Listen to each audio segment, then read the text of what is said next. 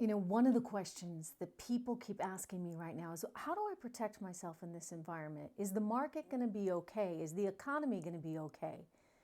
And under a Joe Biden, Kamala Harris presidency. And my sense of things right now is, yes, it's going to be okay. And the reason it's going to be okay is in part because you get that blockade, if you would, in the Senate.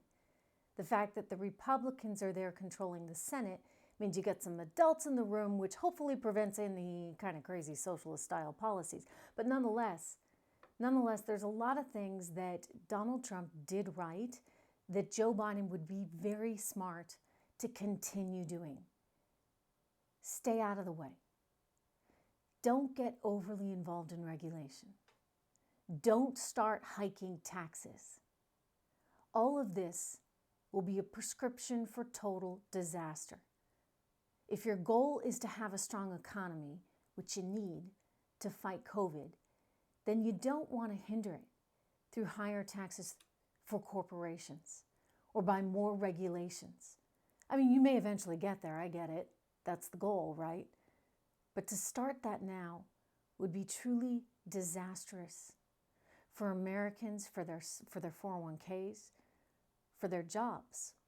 There's been some talk of Elizabeth Warren going in and becoming Treasury Secretary. I suspect he's smarter than that. I hope he's smarter than that. I mean, he did pick Kamala Harris. I was going to say there's a personal challenge there, if you would, between him and Elizabeth Warren. But then again, he got over that, politician that he is, to pick Kamala Harris.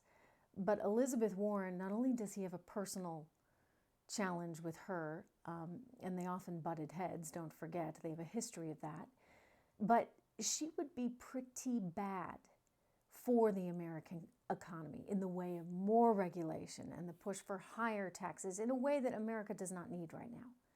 So my recommendation would be to find someone who could continue, frankly, the status quo, because how can you argue with the economic success we have had between 2016 and 2019?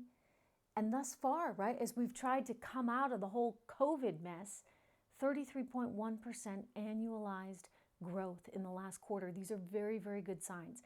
6.9% unemployment. So let's keep that going. I believe if he surrounds himself with some smart people, some good economic thinkers, he will be a little less spellbound by the socialist extremism that frankly is not going to help him, nor is it going to help the party. I mean, if the party is smart, it's going to do everything it can to distance itself from the defund the police movement, which nearly cost them, could have cost them, frankly, the House, and probably did cost them seats that they wanted to get in the Senate. So they need to get away from that kind of stuff and get a little more rooted in what matters to the American middle class.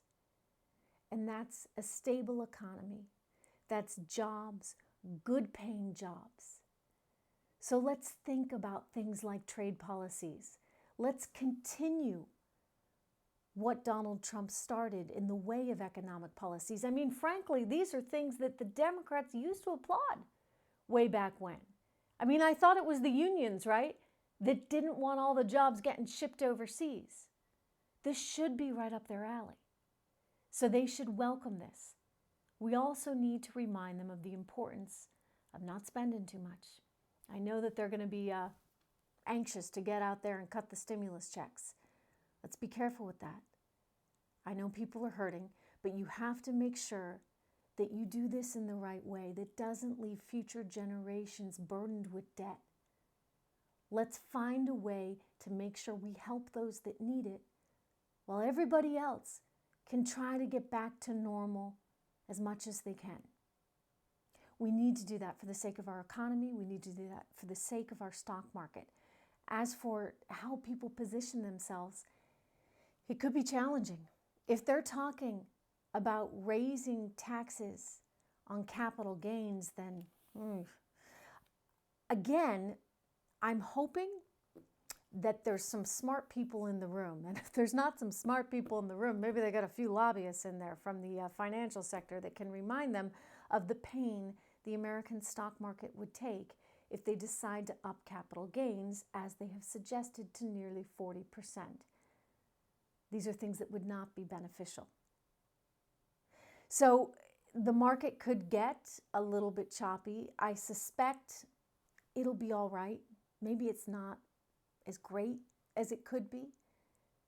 But again, with the understanding that he hopefully will surround himself with smart economic thinkers and not the AOCs and the Elizabeth Warrens of the world, then I think we hopefully will be on okay ground. But again, it's a big if. So it really is up to Americans to make sure that everyone knows socialism is not our future and it's not the way to go. We need to continue with what we have because we're moving in the right direction. You can get more on trishintel.com, and I'll see you there.